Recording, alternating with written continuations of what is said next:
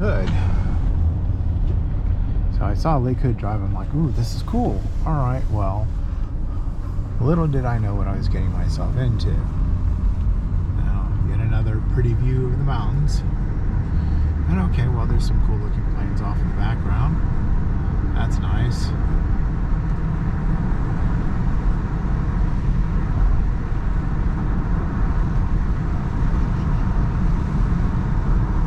Off to the left there, if you ever see the show about Raven, the show about the Anchorage Airport, this is where all the snow that they collect goes. So they got lots of snow back there. Kind of reminds me of my dad's joke. He says the chief is getting to the end of fall, and by the way, there's a lot of planes.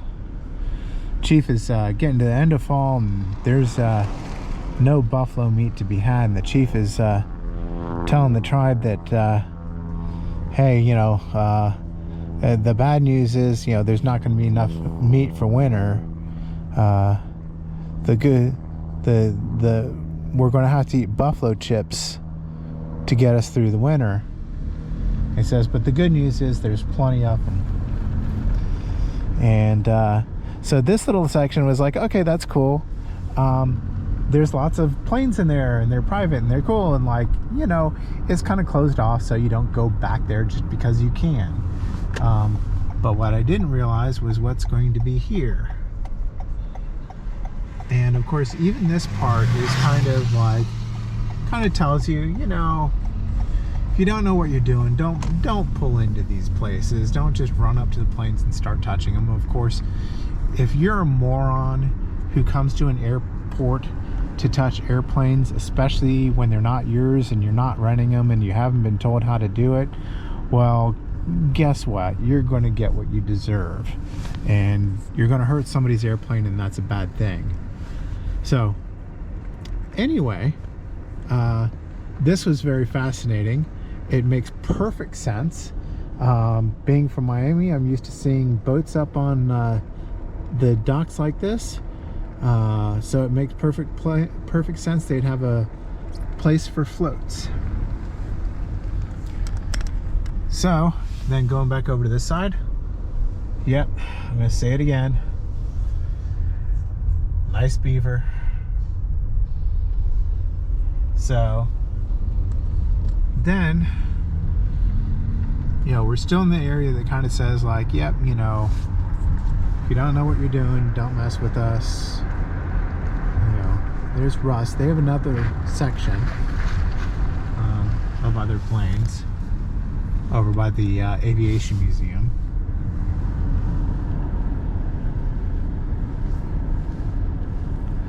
And there's a little runway right here.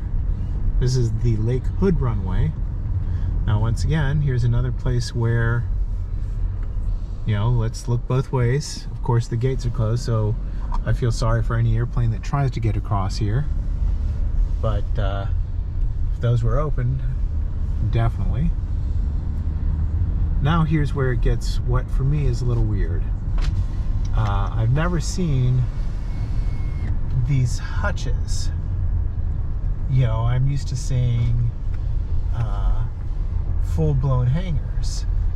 And so I talked to a guy, and I don't see his plane here now, but he had a something like a Cub, and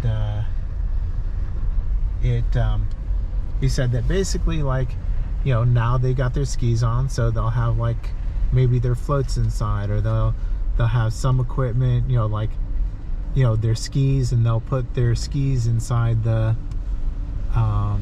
little hut. And so basically they'll just keep the stuff for their airplanes in the little huts.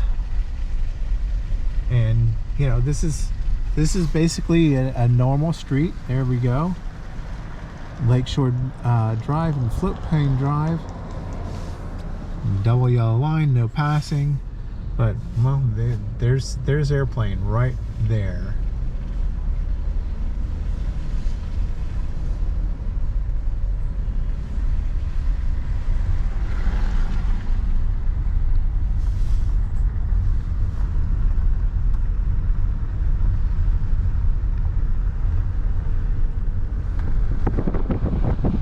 No, I'm not going to say it for everyone, but every time I see one, yes, nice beaver. There was another one here earlier, a few days ago, that had a great paint scheme on it, and it's gone. So, I guess it's a flying beaver.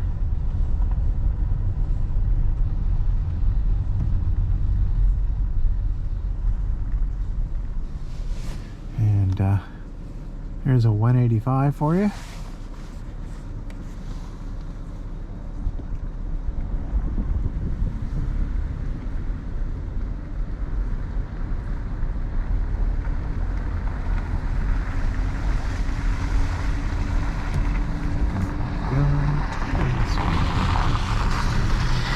But yeah, and by the way, I'm sure that come summertime that'll all melt off and it'll be Float Plains Central over there.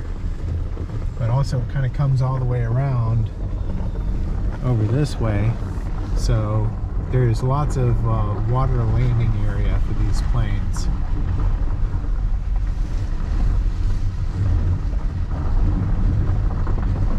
Alright. Thought there was a way to get around over there, but nope, so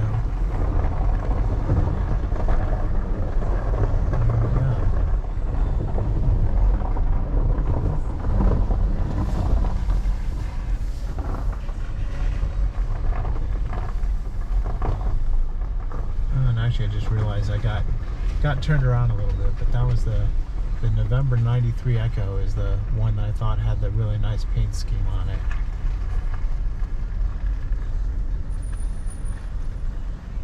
So that's a very pretty beaver.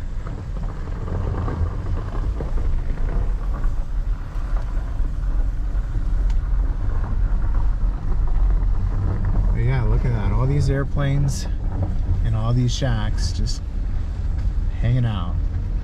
Drive right up.